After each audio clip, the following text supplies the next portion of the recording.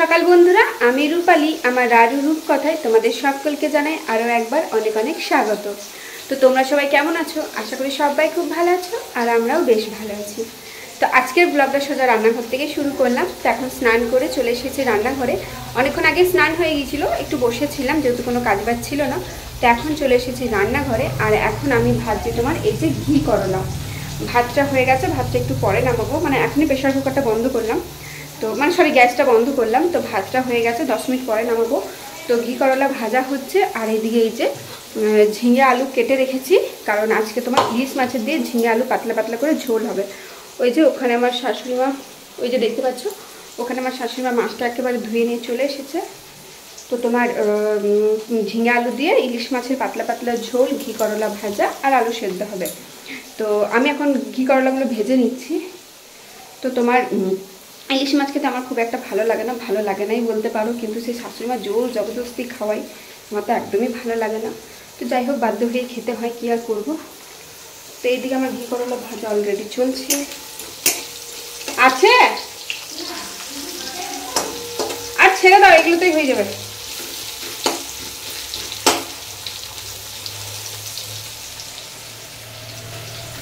সকাল সকাল যদি রান্নাটা শেষ হয়ে যায় তাহলে দেখবে বাড়ির গৃহিণীদের অনেকটাই ভালো লাগে।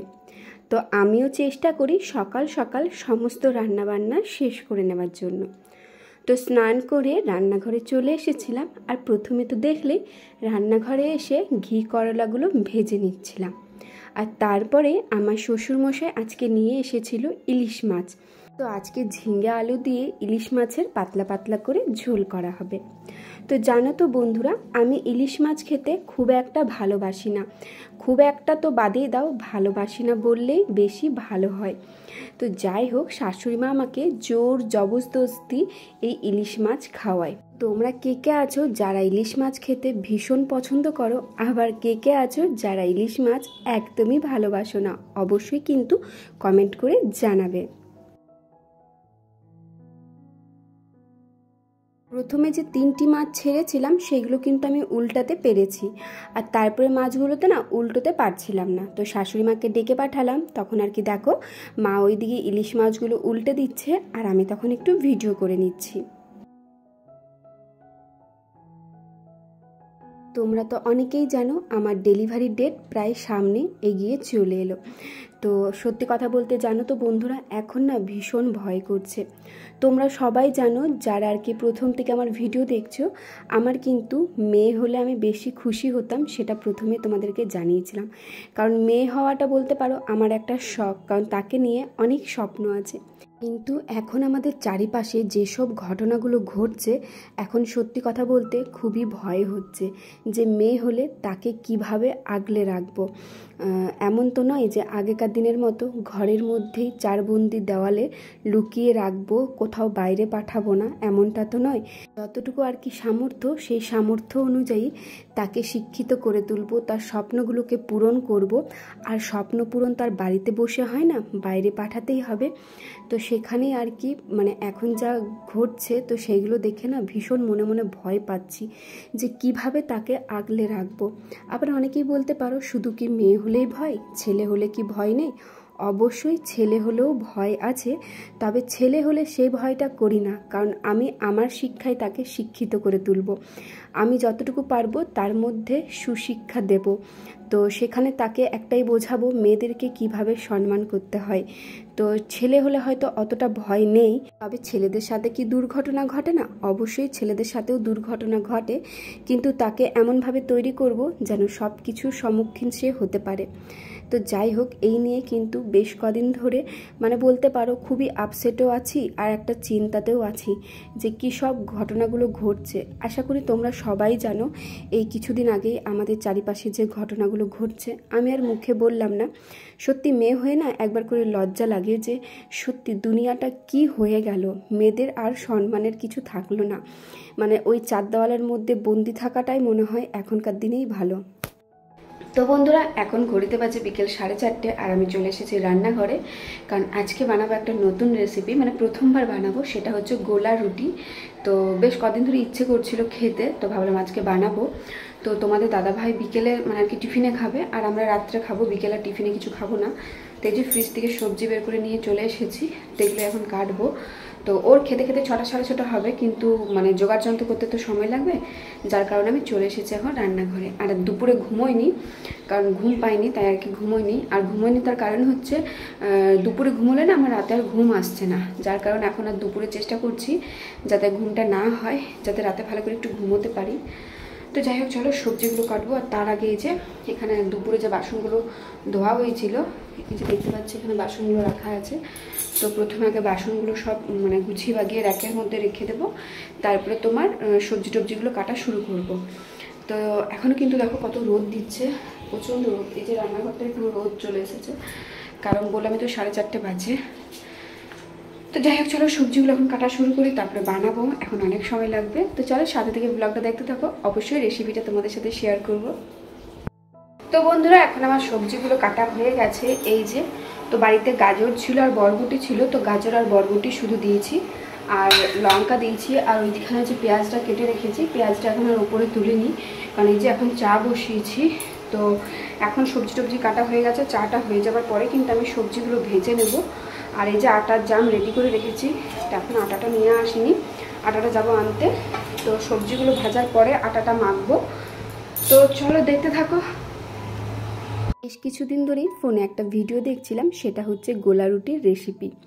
তো সেই রেসিপি দেখে আমারও না বাড়িতে বানানোর খুব ইচ্ছে জাগলো। ইচ্ছে যখন জাগলো তখন তো ইচ্ছেটাকে পূরণ করতেই হবে, তাই আজকে চলে এসেছি গোলা রুটি বানাতে।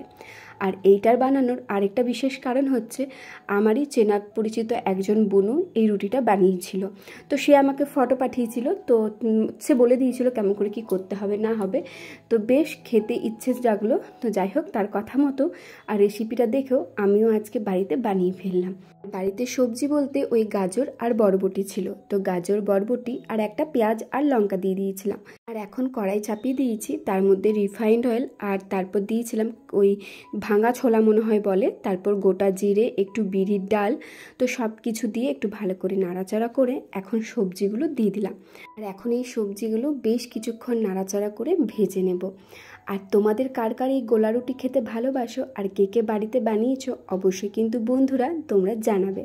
আমি তো এটা প্রথমবার বানালাম, আর খেতে এত সুস্বাদু হয়েছিল, মানে বিশ্বাসযোগ্য। আর এটা তোমরা কিন্তু কোনো উপোসও করতে, মানে যখন আর কি উপোস করবে সেই সময়ও কিন্তু এটা বানাতে পারো। তবে তখন পেঁয়াজটা দেওয়া চলবে না, কারণ উপোসের সময় তো আর পেঁয়াজ খাওয়া যায় না। পেঁয়াজ ছাড়াও কিন্তু দারুণ লাগবে। আর আরেকটা কথা, তোমরা যদি এর মধ্যে একটা ডিম দিয়ে দাও তাহলে তো আরও সুন্দর লাগবে।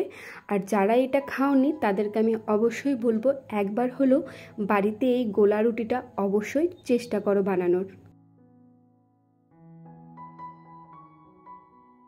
এখন এই প্রেগনেন্সির সময় মানে 9 মাসে বিশেষ করে আমি একটা জিনিস নিজের মধ্যে লক্ষ্য করছি, সেটা হচ্ছে এখন যে কোনো খাবার যদি ফোনে ভিডিও দেখছি বা কারোর মুখে যদি শুনছি সে এই খাবারটা খাচ্ছে, জানি না কেন আমারও না অমনি খুব খেতে ইচ্ছে করছে। আর আরেকটা জিনিস লক্ষ্য করছি, সেটা হচ্ছে যে জিনিসগুলো আমি খাই না সেগুলো দেখছি এখন বেশ ভালো লাগছে খেতে। যাই হোক, একটা কথা বলতে পারি, আমার কিন্তু এই 9 মাসের প্রেগনেন্সি জার্নিটা বেশ ভালোভাবেই পার হলো। তো এদিকে দেখো আটা নিয়ে নিয়েছি, তার মধ্যে 2 চামচ নুন আর 1 চামচ চিনি দিয়ে দিয়েছি। তোমরা চাইলে চিনিটা দিতেও পারো বা নাও পারো। তো তারপরে আটাটা ভালো করে একটা পাতলা ব্যাটার করে নিয়েছি, খুব পাতলা না আবার খুব যে মোটা সেটাও না। তবে প্রথমে আমার ব্যাটারটা একটু মোটা হয়ে গিয়েছিলো, তারপরে আরও জল দিয়ে পাতলা করেছিলাম। আর তার মধ্যে দিয়ে দিলাম ভেজে রাখা সমস্ত সবজিগুলো। ভালো করে নাড়াচাড়া করে ওই 10 থেকে 15 মিনিটের মতো ঢাকা দিয়ে রেখে দেবো। এখন ননস্টিকের তাওয়াটা চাপিয়ে দিয়েছি, আর এই ননস্টিকের তাওয়াতে না বেশ ভালো হয়, তোমরা চাইলে কিন্তু করে দেখতে পারো। তারপরে দিয়ে দিয়েছিলাম একটু রিফাইন্ড অয়েল, আর এটা না তোমরা ব্রাশের সাহায্যে করে নিতে পারো, ব্রাশে করলে একটু বেশি ভালো হবে। আমার কাছে যেহেতু ব্রাশটা ছিল না তাই আমি এরকমই দিয়ে দিয়েছি। আর ভালো করে তেলটা গোটা তাওয়ার মধ্যে দিয়ে দিয়েছি, আর এখন দিয়ে দেবো সেই ব্যাটারটা। তো আমার প্রথমটা একটু মোটা হয়ে গিয়েছিলো, আসলে প্রথমবার করছি তো খুব একটা বুঝতে পারিনি ভালোভাবে। তারপরেরগুলো কিন্তু বেশ পাতলা হয়েছিল।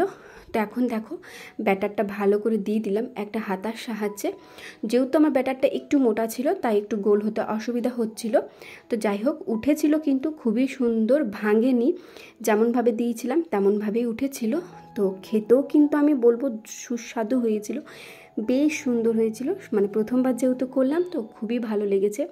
এরপর একদিন ভাবছি নিরামিষেরও চেষ্টা করব, যেদিন আর কি আমাদের কোনো উপোস থাকবে বা এই মঙ্গলবারগুলোতে ভাবছি এবার নিরামিষের একবার করে দেখব কেমন লাগছে না লাগছে। তো বন্ধুরা রেসিপিটা কেমন লাগলো অবশ্যই কিন্তু জানাবে, জানাতে একদমই ভুলবে না। তাহলে ভিডিওটা এত দূরে রাখলাম, ভালো লেগে থাকলে অবশ্যই চ্যানেলটাকে সাবস্ক্রাইব করে আমার পাশে থেকো। সকলের সুস্থতা কামনা করে আজকের এই ভিডিওটা আমি এখানেই শেষ করলাম। দেখা হচ্ছে খুব শীঘ্রই অন্য কোনো নতুন ভিডিওতে।